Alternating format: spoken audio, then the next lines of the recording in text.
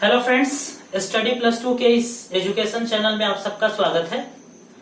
आज की इस वीडियो में हम लोग स्टार्ट करने वाले हैं। पिछले वीडियो में हम लोगों ने लाइफ स्पेन पढ़ लिया था, तो लाइफ स्पेन के बाद जो हमारा आज का वीडियो है वो आज का वीडियो हमारा है रिप्रोडक्शन का। हम आपको डिफिनेशन बताएंगे, फिर उसके बाद हम आपको रिप्रोडक्शन के कितने टाइप्स होते हैं वो हम आपको बताने वाले हैं।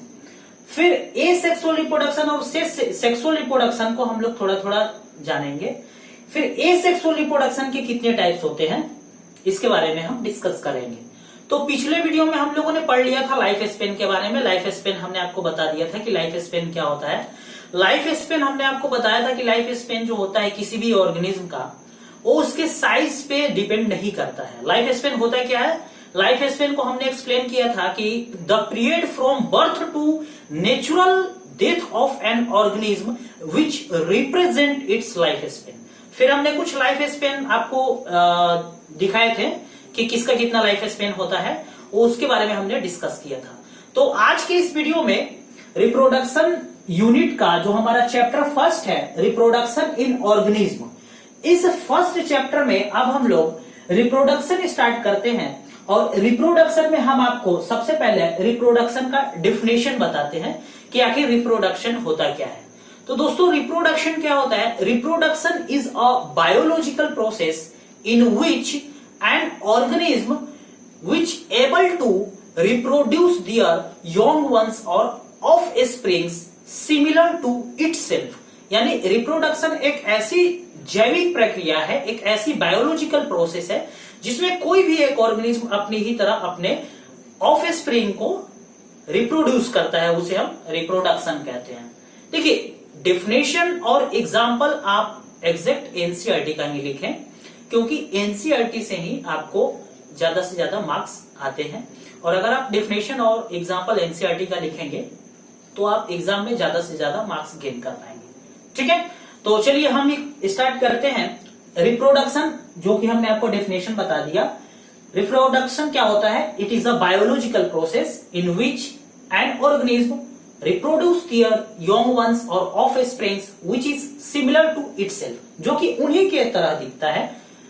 रिप्रोडक्शन जो होता है वो दो प्रकार का होता है। अगर हम टाइप्स की बात करें कि रिप्रोडक्शन की बात करें तो एसेक्सुअल रिप्रोडक्शन, आप ध्यान से सुनेंगे डेफिनेशन मैं बोल रहा हूं। एसेक्सुअल रिप्रोडक्शन क्या होता है?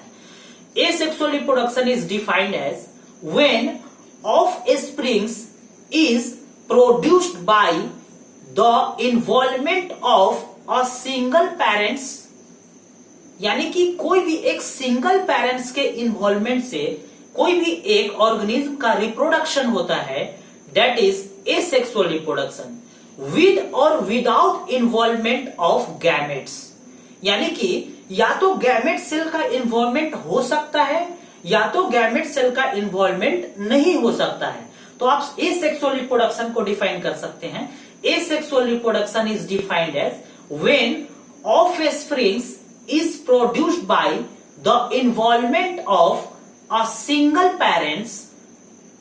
एक सिंगल पेरेंट्स के इन्वॉल्वमेंट में अगर कोई भी ऑर्गेनिज्म अपनी ही तरह ऑफ स्प्रिंग को रिप्रोड्यूस करता है तो उसे आप एसेक्सुअल रिप्रोडक्शन कहते हैं।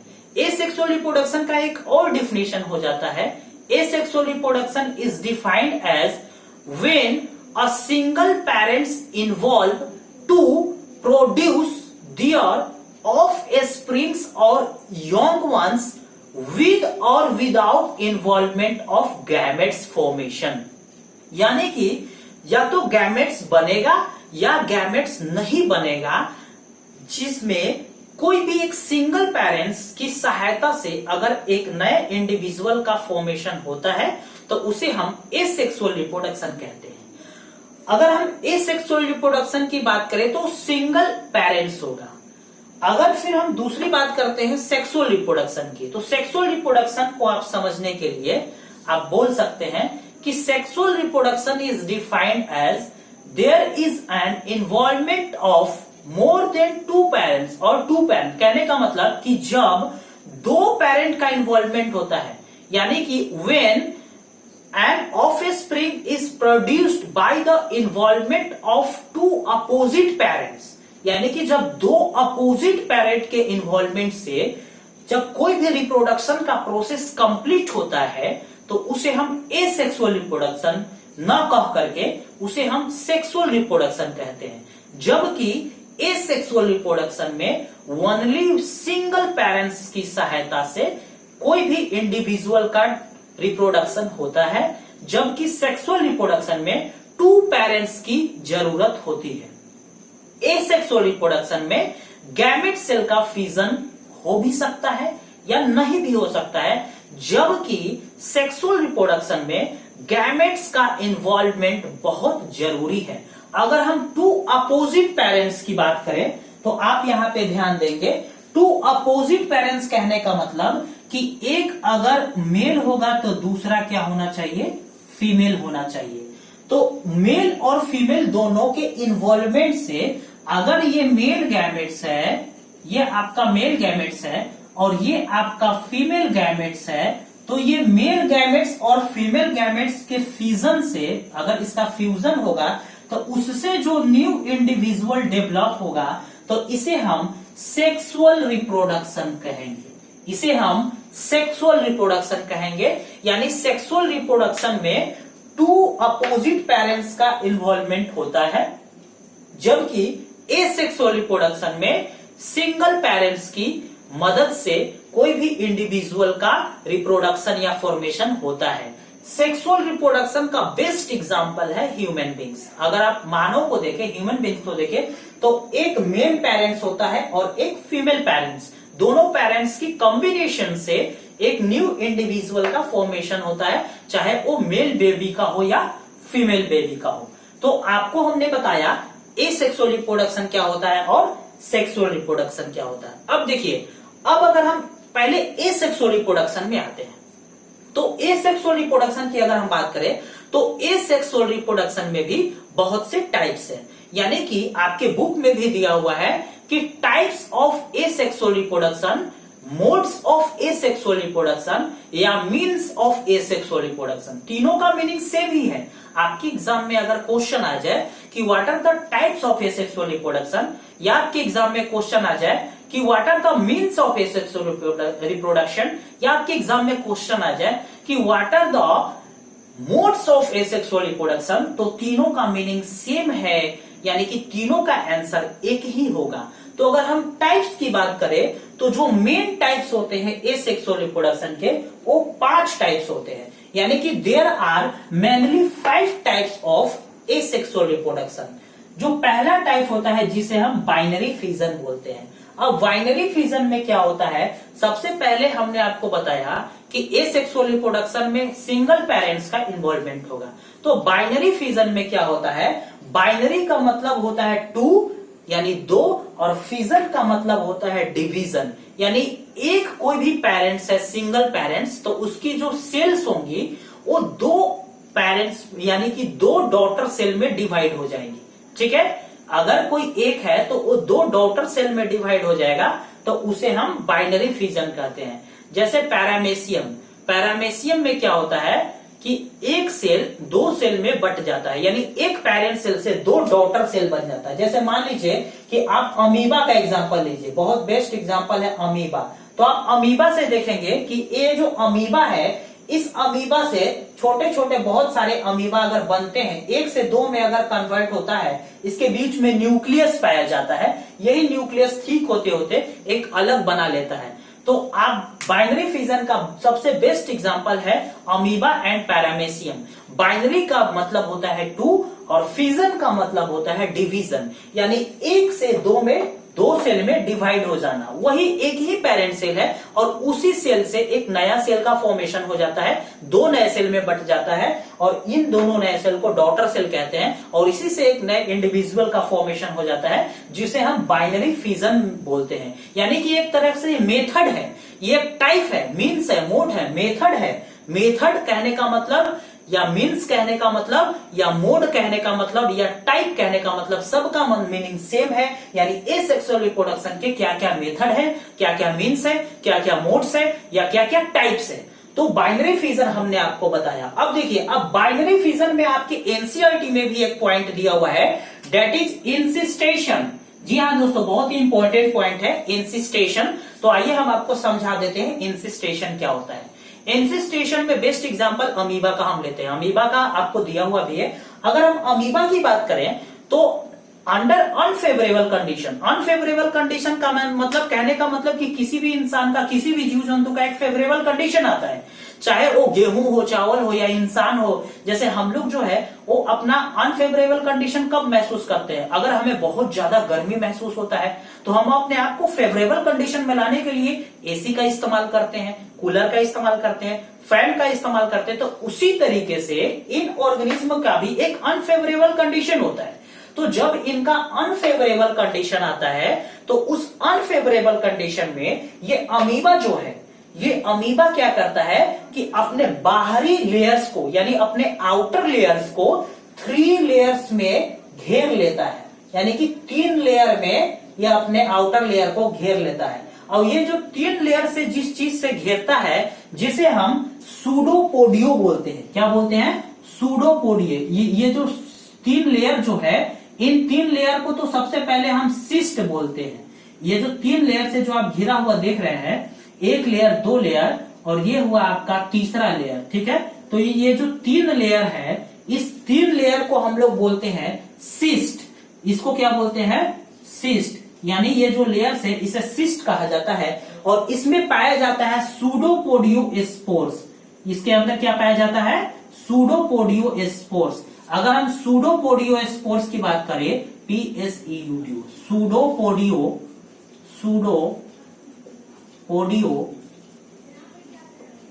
स्पोर्स। तो ये जो सूडोपोडियो स्पोर्स है, अब देखिए क्या होता है।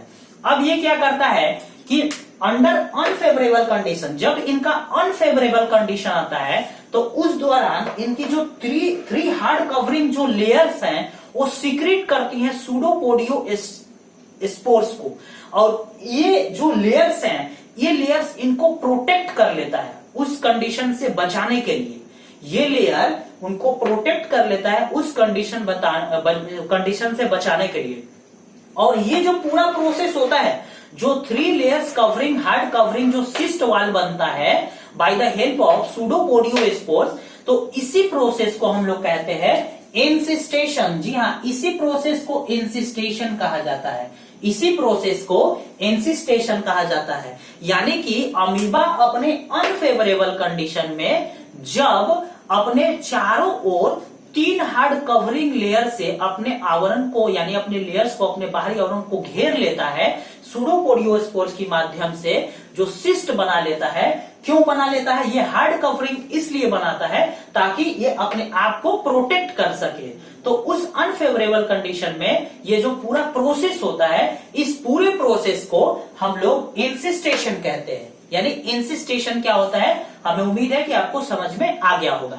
अगर हम बात करें कि जैसे ही इसका फेवरेबल कंडीशन आता है, जी हाँ, ध्यान देंगे कि जैसे ही इसका फेवरेबल कंडीशन आता है तो उस फेवरेबल कंडीशन जैसे ही अगर इस अमीबा का आता है तो इसके जो 3 लेयर्स हैं, ये 3 लेयर्स क्या हो जाते हैं? बस्ट हो जाते हैं, यानी फट जाते हैं।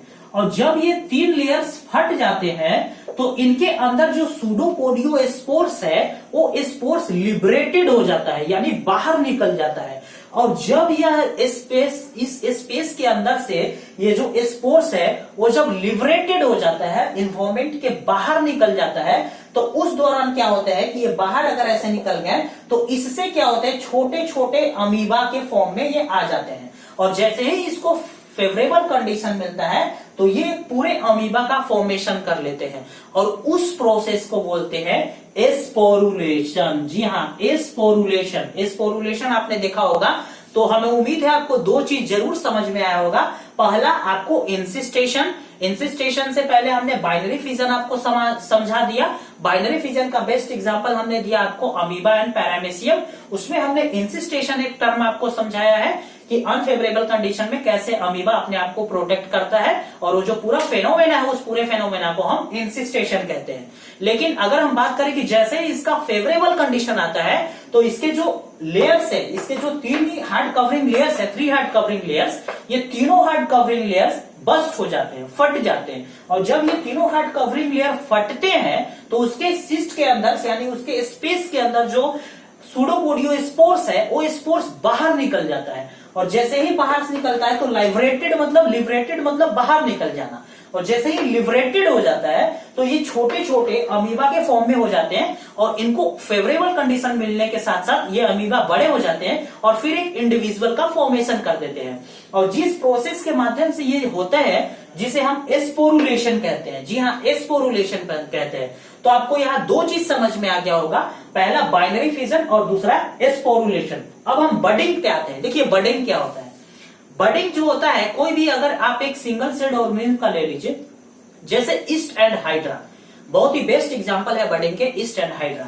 तो अगर हम ईस्ट एंड हाइड्रा को लेकर के देखें तो ईस्ट में आप देखेंगे कि ईस्ट जो है, ईस्ट एंड हाइड्रा में, ईस्ट में जो न्यूक्लियस है ईस्ट का, ये क्या करता है कि ठीक होते होते बाहर निकलता है और यहां से बड बना लेता है, ये आपका बड बना लेता है, और यही बड आगे चलकर छोटे छोटे अलग दो इंडिविजुअल में डेवलप हो जाते हैं। तो बडिंग मतलब, कहने का मतलब, a bud developed from a single celled organism and they separated from their body and develop their self in a new individual. यानी एक बर्ड है जो पहले डेवलप होता है कोई भी एक ओल्ड ऑर्गेनिज्म में, कोई भी एक सिंगल पेरेंट में, और वो बर्ड जो है फिर उसके बाद उसके बॉडी से सेपरेट होता है, और सेपरेट होने के बाद उसके बाद अपनी ही तरह उसी के आकार का एक नया इंडिविजुअल डेवलप करता है, जिसे हम लोग किस मेथड के नाम से जानते हैं, बडिंग मेथड के नाम से जानते हैं। और दोस्तों यहाँ पे एक चीज मैं आपको बताना चाहूंगा कि एसेक्सुअल रिप्रोडक्शन में जो भी नया इंडिविजुअल बनता है उसको हम एक टर्म के नाम से जानते हैं जिसको क्लोन कहा जाता है। जी हाँ दोस्तों, क्लोन। अगर हम क्लोन की बात करें तो क्लोन क्या होता है, अगर यहाँ पे आप देखें तो उसे क्लोन के नाम से जाना जाता है। ठीक है, क्लोन। अब ये क्लोन क्या होता है, आइए हम आपको क्लोन के बारे में थोड़ा सा बता देते हैं। देखिए क्लोन कहने का मतलब कि कार्बन कॉपी, यानी कि एसेक्सुअल रिप्रोडक्शन में जो भी न्यू इंडिविजुअल बनेगा वो अपने पेरेंट के पूरी तरह एग्जैक्ट कॉपी होगा, यानी कि there is no variation, 100% exact copy to their parents. जो भी इंडिविजुअल नया बनेंगे वो अपने पेरेंट्स के 100% कॉपी होंगे, यानी कि they are morphologically and genetically similar to their parents. वे मॉर्फोलॉजिकली भी सिमिलर होंगे और जेनेटिकली भी सिमिलर होंगे अपने पेरेंट्स की अपेक्षा। इसीलिए कहा जाता है कि द क्लोन जो होते हैं वो 100% exact copy to their parents cell, यानी वो अपने पेरेंट्स के एग्जैक्ट कॉपी होते हैं। यहाँ पे एसेक्सुअल रिप्रोडक्शन में ऑफ स्प्रिंग यूज न करके क्लोन का यूज किया जाता है। ऑफ स्प्रिंग का यूज सेक्सुअल रिप्रोडक्शन के लिए किया जाता है, लेकिन आपको लिखा हुआ मिलेगा तो उसमें आपको ज्यादा सोचने की जरूरत नहीं है। लेकिन क्लोन वर्ड जो है वो इसके लिए सटीक फिट बैठता है एसेक्सुअल रिप्रोडक्शन के लिए। क्लोन का मतलब होता है कार्बन कॉपी, यानी exact copy to their parents. तो मुझे उम्मीद है आपको क्लोन समझ में आ गया होगा। चलिए, अब हमने बडिंग आपको बता दिया था, अब हम फ्रेगमेंटेशन पे आते हैं। फ्रेगमेंटेशन क्या होता है? फ्रेगमेंट का मतलब होता है टुकड़ा, पीसेस। फ्रेगमेंटेशन मतलब खंडी भवन, यानी कि छोटे छोटे टुकड़े में टूट जाना। जैसे मान लीजिए कि कोई भी अगर एक इंडिविजुअल है और वह अगर छोटे छोटे टुकड़े में टूट जा रहा है तो उसे हम खंडी भवन कहते हैं। क्या कहते हैं? खंडी भवन। तो अगर हम खंडी भवन की बात करें, यानी कि फ्रेगमेंटेशन की बात करें, तो इसका सबसे बेस्ट एग्जांपल है penicillium. Penicillium is the best example of fragmentation. Sporulation हमने आपको बता दिया। अब हम आते हैं वेजिटेटिव प्रोपोगेशन, या इसे आप वेजिटेटिव रिप्रोडक्शन के नाम से भी जानते हैं। अगर वेजिटेटिव प्रोपोगेशन की बात करें तो ये वेजिटेटिव प्रोपोगेशन ये केवल और केवल प्लांट में ही देखने को मिलता है। जी हाँ, this terminology is related to the plant. Vegetative propagation क्या कहता है कि vegetative propagation are of two types. इसके भी दो टाइप्स होते हैं। एक होता है नेचुरल वेजिटेटिव प्रोपोगेशन, दूसरा होता है artificial vegetative propagation. Natural vegetative propagation यानी जो नेचुरली हो रहा है। जैसे मान लीजिए एक नेचुरल वेजिटेटिव प्रोपोगेशन का हम आपको एग्जांपल देते हैं। आप अगर डिजर्ट एरिया में जाते हैं, वो भी कब? अनफेवरेबल कंडीशन, अनफेवरेबल वेदर में जाते हैं, गर्मी के सीजन में जाते हैं, तो आप वहां पे देखेंगे कि जो छोटे छोटे प्लांट के छोटे छोटे जो पीसेस हैं वो जमीन पे पड़े रहते हैं, बालू पे पड़े रहते हैं, सूखे पड़े रहते हैं। लेकिन अगर आप वही बारिश के मौसम में जाएंगे तो आप देखेंगे कि आपको छोटा छोटा प्लांट देखने को मिलेगा, छोटा छोटा आपको पौधे देखने को मिलेंगे। क्यों? क्योंकि वो जो भी स्पेसीज प्लांट के हैं जो कि टुकड़े में पड़े हुए हैं, जो सूख गए हैं, जैसे ही उनका फेवरेबल कंडीशन आया तो क्या हुए, अपने आप को जर्मिनेट करने लगे, अपने आप को ग्रो करने लगे। उनको पानी मिला, उनको सनलाइट मिला, फोटोसिंथेसिस की प्रोसेस करने लगे, अपने आप को डेवलप कर लिया उन्होंने।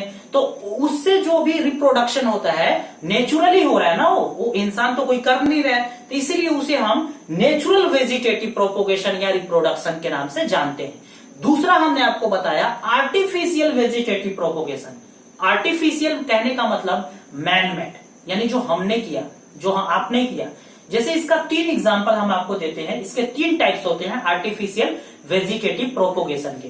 पहला होता है कटिंग, यानी कि काट करके। जैसे गुलाब का पौधा, आप किसी के यहां जाते हैं, आपको पौधा पसंद आ जाता है, आप बोलते हैं यार मुझे चाहिए था, तो बोलता है ठीक है आप एक टहनी काट लीजिए, ले जाइए आप अपने घर में लगा दीजिए। दैट इज कटिंग मेथड, यानी कि आप कटिंग मेथड के द्वारा। दूसरा लेयरिंग मेथड होता है। जैसे एक प्लांट है, एक प्लांट मान लीजिए ये आपका प्लांट है, इस प्लांट में से जैसे मान लीजिए कोई एक स्टेम ले लीजिए, उस स्टेम को आपने बेंड करके मिट्टी के ऊपर ढक दिया, उससे उसको आपने पानी वगैरह दिया, उससे जो नया डेवलप हुआ उसको फिर काट करके आपने एक अलग सेपरेट लगा दिया। जैसे लेमन के पौधे में आप देखते हैं, दैट इज लेयरिंग मेथड। तीसरा ग्राफ्टिंग मेथड होता है, यानी 2 डिफरेंट वेराइटी ऑफ प्लांट्स को आपने एक छोटे छोटे हिस्से को काट करके 2 अलग अलग वेराइटी, जैसे 2 मैंगो का हम एग्जांपल लेते हैं। ये एक अलग मैंगो का ट्री है, ये एक अलग मैंगो का ट्री है। मान लीजिए दशहरी है और ये मान लीजिए आपका मालदा है। आम का बहुत सारा वेराइटी होता है। जो हमारा नेक्स्ट वीडियो आएगा उस वीडियो में हम आपको कितने फेजेस हैं, सेक्सुअल रिप्रोडक्शन के कितने इवेंट्स हैं, तो एक एक कर करके हम लोग नेक्स्ट वीडियो में पढ़ते जाएंगे। तो ये टॉपिक हमें उम्मीद है कि आपको पूरी तरीके से समझ में आया होगा। तो आप इसका एक स्क्रीनशॉट ले लीजिए।